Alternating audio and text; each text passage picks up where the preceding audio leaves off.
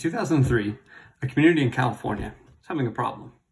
It's a fairly common problem. People were speeding, and in particular, people were speeding through school zones. It became such a problem that after numerous accidents and a few fatalities, they decided to try and do something about it. So they had a few options. One of them was to increase their police presence. They could have more police officers writing more tickets. It was the easy choice.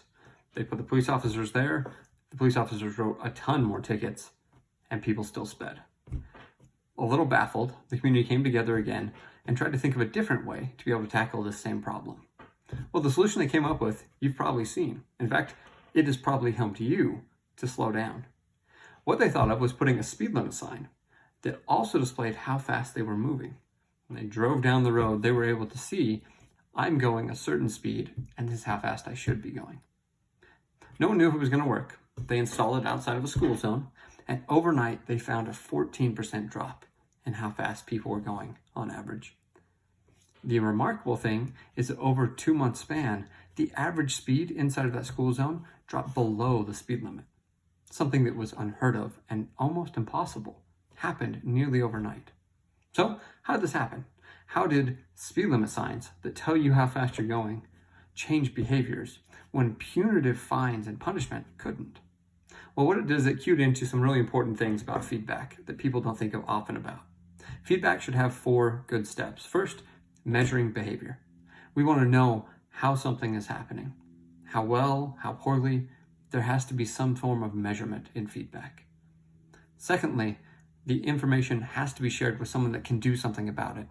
Information that just feeds up to individuals that can't actually do anything is fairly useless and only can be applied in a post-mortem style.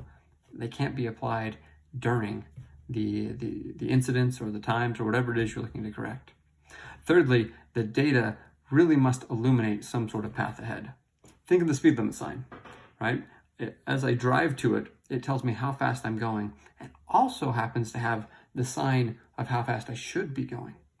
It very clearly, between the 2 data points, how fast I should be going, how fast I am going, illuminates a path for me to take, right? It gives me choices. I can continue speeding, breaking the law, possibly causing some issues, or I could slow down to a level that is below the speed limit and within the bounds that I'm interested in staying.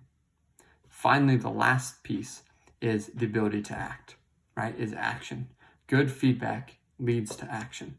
And in this case, it's me applying pressure on the brake, slowing down, and taking it a little easy as I travel through a school zone. Now, think of your own organization. What areas do you need more feedback in?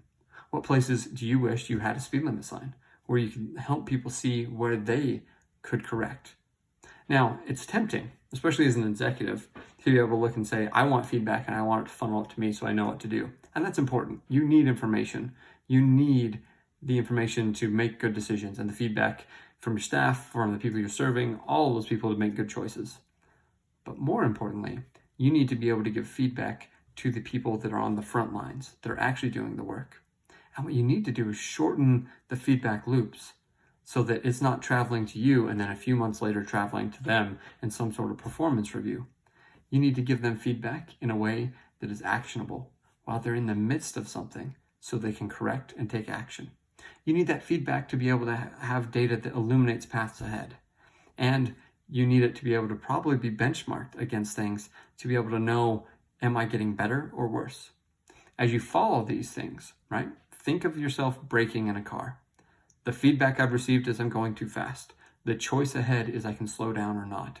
I'm the driver. I'm in charge. I'm the person that should be making this decision, and I have the option to act. I put my foot on the brake. As I slow down, the feedback changes. The sign changes. The numbers of how fast I'm going, the actual speed, starts to decrease.